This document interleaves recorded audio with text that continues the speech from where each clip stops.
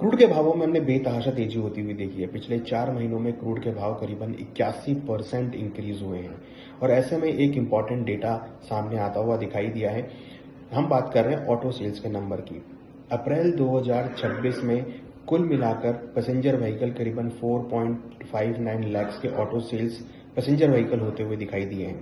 अगर हम इसको कंपेयर करें कंपनी वाइज तो मारुति सुजुकी ने पिछले साल के मुकाबले अप्रैल 2026 में 33% की ग्रोथ दर्ज करी है।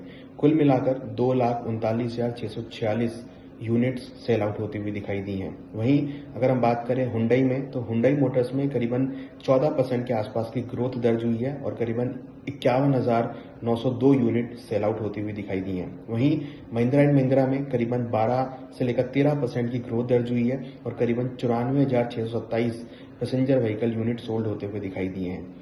टाटा मोटर्स की अगर बात करें तो यहाँ पर 31% की ग्रोथ दर्ज हुई है और करीबन 59,701 की यूनिट सेल होती हुई नजर आई है। एंड मोस्ट इंटरेस्टिंग अगर हम बात करें तो यहाँ पर कहीं ना कहीं ईवीज के अंदर 73% की वाई ऑन वाई ग्रोथ देखने को मिली है। करीबन 23,163 यूनिट ईवीज सेल होती हुई नजर आई हैं।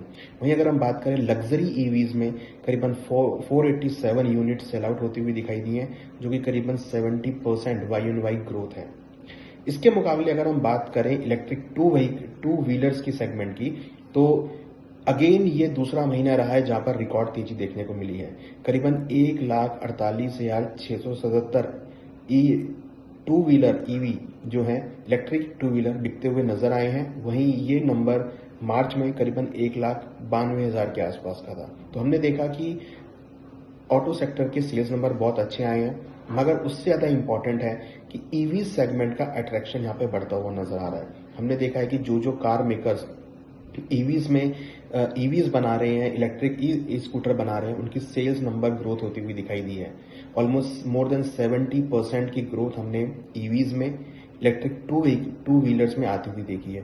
तो इसका मतलब ये है कि अब जो इन्वेस्टर्स का व्यू है, जो इन्वेस्टर्स का थॉट है, वो इलेक्ट्रिक की तरफ शिफ्ट होता हुआ दिखाई दे रहा है। तो हमें लगता है कि क्रूड के भाव अगर बढ़ रहे हैं तो भारत के लिए कोई चिंता की बात नहीं है, क्योंकि जिस तरीके से ईवीज का इलेक्ट्रिक स्कूटर का अट्रैक्शन बढ़ता हुआ नजर आ रहा है, उससे लग रहा है कि आने वाले दिनों में ईवीज और इलेक्ट्रिक स्कूटर की डिमांड बढ़ सकती है।